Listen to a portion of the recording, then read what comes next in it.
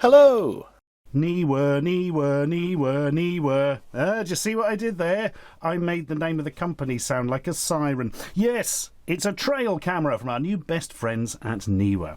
If you're not aware of Neewer, they're a company that make photographic accessories and video accessories and bits and bobs like that. I've had their stuff for years, actually. I've got a lot of reflectors for lights and things all made by Neewer, and they've always been very good. In fact, they sent me a load of stuff to review, and I was going to do like one big roundup video, but then I thought no, because I have such a specific use for this trail camera.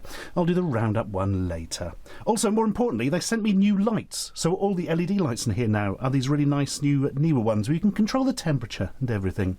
By which I mean like how orange or white the lights are, not literally the actual heat temperature. That would be weird. So that's nice. That means I don't have to worry about my old ones catching fire anymore. Anyway, trail camera. Look. It's one of those things you like strap to a tree and it takes pictures of the wildlife when you're not around to do it yourself. Because that's, well, pretty much the only way you're going to spot a lot of animals, because they won't come near if you're around, because you're a giant smelly human thing that scares them. So what have we got going? Trigger time, 0.3 seconds. A trigger is of course the offspring of a tree and a tiger, but by coincidence the trigger time is also 0.3 seconds, so that's handy. So basically when something goes in front of it, 0.3 seconds later it can take a photo or start taking the video, or both, which is what I had it set to. Hyper night vision, yep, big old infrared LEDs and all that kind of stuff, so that it can see in the dark. HD video, that's fairly apparent. Hyper PIR. PIR is the old infrared sensor which senses sort of heat and movement and bits and bobs, which is what triggers it. 2.4-inch colour view screen. It is of course awful, but you shouldn't really be using it much at all, so I wouldn't worry too much. And IP66 waterproof, which is bloody important, because if these things aren't waterproof, it'll rain and then they'll be destroyed. So according to the box, we can take pictures of bloody great moose, elk, deer things. Could be a helicopter, not entirely sure. Burgling men, jolly dogs, and deer at night. It's probably a Ford, in fact. Seems a bit of an odd use for it, that, because you'd sort of just take pictures of a man in a balaclava, wouldn't you? It wouldn't be of much use to the police, I wouldn't have thought, unless he had a very visible tattoo or something. Also, monkeys! Dun-dun-dun-dun-dun, because everything's better with monkeys, except soup. Yeah, that's your lot, really. Let's see what's in the box. The answer is a trail camera. Did you guess? I'll bet you did. So, there's the camera itself. Have a quick look at some accessories. Just some out of interest, they have got a wall mounting bracket thingamajiggy, a strap so you can strap it to trees or whatever, and something so you can connect it directly to your computer to get the photos off it. I would strongly recommend just taking the SD card you're using out and putting it in your computer. That's like 100 times better. Also, books of words on how to use it. We won't worry too much about those. We'll just look at this and go, So, big old panel of lights there, so you can see what's going on in the dark with the infrared. You've got your camera, and you've got 3 sensors, 1 forward, 2 to the side, and this one's got covered in fluff in the box. That's annoying. And yeah, you've got the camouflage all over it, so it's a little bit less obvious than it could be. Also, something I do enjoy is that you can connect it to the standard old tripod connector, which is what's on that there. Either the bottom or the back, which is useful. And there's room for the strap and all that kind of stuff. So that's nice, isn't it? Now, what did I want this for specifically? Well, allow me to tell you. My dad occasionally throws away crusts and things in his back garden and the birds take them. But over the years, he's discovered that no matter what food he throws out there, it's gone by the morning. Which means there are little creatures coming and eating them. Either that or his neighbour's got like a fishing line and was going down stealing it all. That seems statistically unlikely. So this seemed the perfect device to set up and then spot what creatures were coming and taking things. We were assuming rats, I'll be perfectly honest with you, but it wasn't rats, friends. Oh, no, it wasn't. We shall show you what it was in a little while. So, you open this up, opens up all the waterproofing and that, and it runs off all the batteries in the world. Like 1, 2, 3, 4, 5, 6, 7, 8 double A's. Whew. I will get onto battery life shortly, but yeah, they last an awfully long time. In fact, in standby mode, they'll last about 6 months if it's not actually taking pictures or recording anything. Right. There's the buttons for controlling, there's your off and on, there's a USB, and that is where your SD card goes in. Simple as. I put in a 16 gig card, kind of test it out, and I'll be honest, it did such a good job of what we needed, I didn't have to do anything beyond that, as we will discover. So I'll just quickly show you the menus, because why not? We're here, aren't we? Whoa, spooky. There we are. All new videos will be filmed on this. The screen's good enough for sorting out the menus and having a quick look at what you've taken, but yeah, you're going to want to be transferring it to a computer to see it in any sort of quality. Mode, basically you can tell it only take photo, don't take video, do both. Photo size, I put it on the maximum. Video size, put it on the maximum. Video length, I put that on the maximum. Basically, if that's shorter, then it'll say, if you put like 5 seconds, it won't take clips longer than 5 seconds. I put it on 20, so it would take them up to 20 seconds. Interval is the amount of time between triggers, so to speak. So if you put it extremely low, it just go off all the time. Or you can have it much higher. I had it 30 seconds, which I'm going to be honest, was probably a little bit high for what we were doing, but did the job. The side sensors you can turn off. Volume record, yes, it's got a microphone in it, which we did record, but it doesn't really do a lot of anything because all you could hear was traffic, to be honest. And all that kind of stuff. Flashlight down, blah, blah, blah. And set the time and date so your pictures are decent. Also, you can go into replay and then see the pictures you took. But we'll get onto those properly shortly. Right, let's turn her off. Say goodbye, everyone. I love it when Chinese items say goodbye. They're so polite. Right, I'm going to pop that back on. Ugh, sudden disorienting jump cut because the battery ran out in the camcorder even though it said it was 2/3 full. I need to buy some new batteries for this camcorder. Anyway, back to the trail camera, which is what the video's about. So, set it up. And on New Year's Eve, in fact, last year, 31st December, and left it going for 48 hours. And after that period, the SD card, the 16GB one in there, was filled because it was set off so often by tweeting birds and other animals.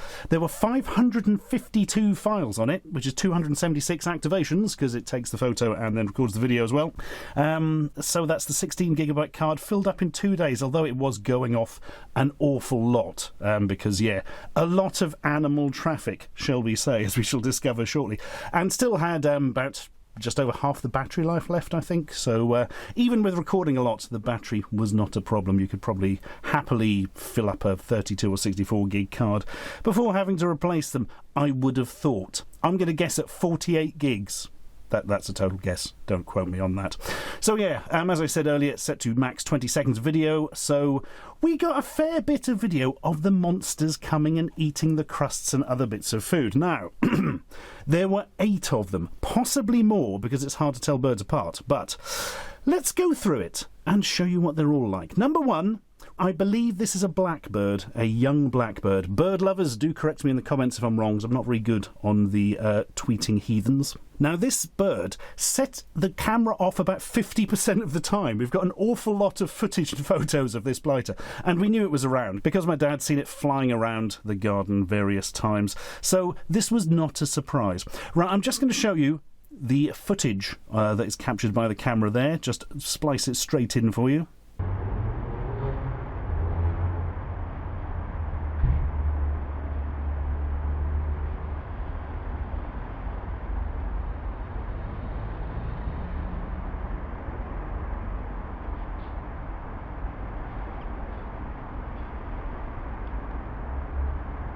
Yeah, the audio actually sounds like Mount Olympus from Hercules in New York, if you've ever seen that film.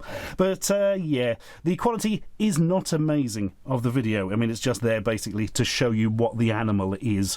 The actual photos are fine. You're not going to win Wildlife Photographer of the Year with this thing. But on the other hand, people spend years getting one photo for that kind of thing. This is something to strap to a tree, or as we did, literally just rest on the ground and then forget about for a couple of days. So that's creature number 1, the blackbird. But then came creature number 2, the robin. There it is, the little red-breasted bastard, coming along and being all territorial, as I believe robins are. Now, those are the 2 that came along in the day of the first day, as we put it out quite late. Now, here's the interesting thing. This is what we were assuming would be the hour of the rats coming out and taking things, but no, it was the hour of the hedgehog. You'll notice it was very bloody misty, so the mist has shown up quite heavily on camera there. Fortunately, the atmosphere did clear shortly afterwards, so it's not an ongoing problem, but we still have an image of Hedgie the Hedgehog, or the new name we're giving him, Grumpletweezer McMahon. Just seemed to fit him more, you know? So, moving swiftly along to animal number 4, the closest thing we got to a rat, arguably, a mouse. There it is, being all small and squeaky. Just came along briefly, that one. Came along, nibbled a bit, disappeared. And there's good reason for that, because the next animal along was the black and white cat. Now, my dad has seen this around the garden, so we probably should have assumed that it was coming along and nicking food. Didn't occur to us, which was a bit daft. Well, there we are. The cat did seem to be vaguely aware of the camera as well, but not particularly worried by it, so no worries there. So, creature number 6 was another blackbird. To be fair, it may have been several blackbirds. The brown one could have been, I don't know, 3 different blackbirds, for all I know, but we're counting them as one. This is definitely a different blackbird, though, because it's much older and is properly black and has the bright yellow beak and all that kind of stuff. And number 7 was, let's face it, pretty much inevitable, the almighty pigeon. Oh, yes. You can't get away without a pigeon appearing in your garden at some point. And there it is doing its pigeony stuff. And finally, a rather surprising one, another cat that was never seen before. Possibly a ginger one? I don't know. We've only got the infrared footage of it, so it's hard to tell. But yeah, there we are. 8 different creatures over the course of 2 days. And none of them exploded. So if that was worrying you, don't worry. No explosions of animals whatsoever. Always makes me feel better knowing that. So, that is your Neewer Trail Camera. It does a decent job. You know, if you want to know what the animals are, it will take footage of them good enough to see, and it'll take half-decent photos so you can see them. And there we are. You'll know exactly what time they came along as well, because, you know, that is stamped on every video and every photo. Now, this reminds me of something, and it is a very similar device some people I knew had about 6 or 7 years ago, and it cost hundreds of pounds. Like, it was really expensive back then. The video it took was about comparable to this, lower resolution, but you know, this is a little bit blocky that comes out of this, so about comparable, I'd have said. Photos were not as good. And as I say, that's going back a few years, but that cost hundreds. This is £47 from Amazon. You can't really argue with that, can you?